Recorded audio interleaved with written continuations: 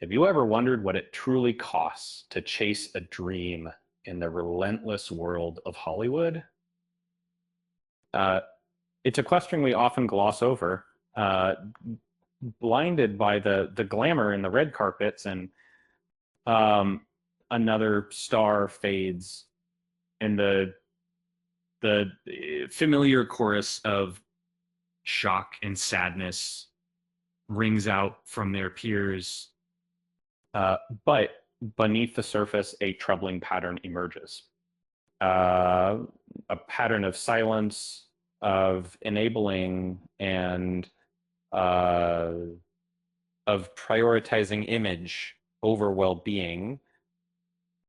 Just months ago, Hayden Panettiere was promoting her memoir.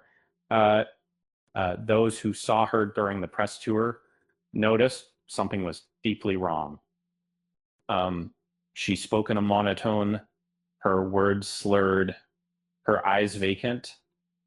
It was a heartbreaking display, especially given her open struggle with addiction.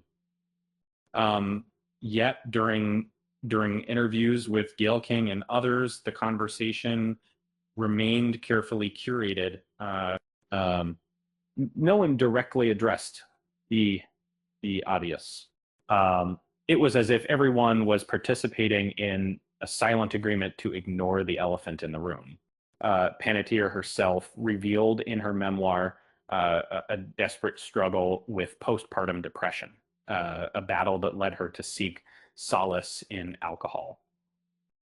She described a harrowing morning where her first thought was a drink, a desperate attempt to simply function. Did anyone challenge her? Um, did anyone see the pain beneath the surface? The answer, sadly, seems to be no. I don't know. I don't know. I mean, in the show, it seemed had to go on. This isn't an isolated incident. We saw it with Matthew Perry, whose memoir detailed a life of sobriety, while interviews revealed a different story. And Ariana Grande's recent music video showcasing a dangerously thin physique sparked outrage, followed by a carefully worded announcement of a temporary hiatus. And then the entertainment industry operates within a sick ecosystem. It's fueled by access and sustained by silence. Um, if the truth were told, if uncomfortable questions were asked, uh, that access would be revoked. Jenna Ortega, at just 23, shared how she prioritized avoiding being problematic as a child actor, even at the expense of her own basic needs. Where were the adults who should have been protecting her?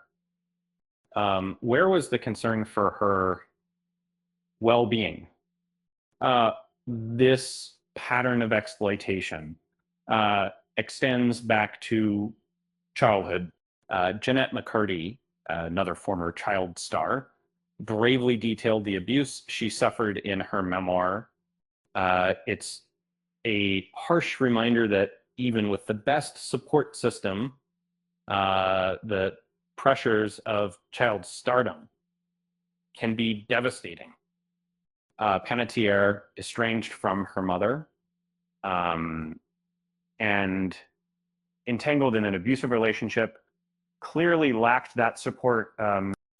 Yet, in the wake of her death, her celebrity peers offered platitudes about kindness and heartbreak. It feels hollow, almost performative. Blake Lively's message of kindness feels particularly jarring.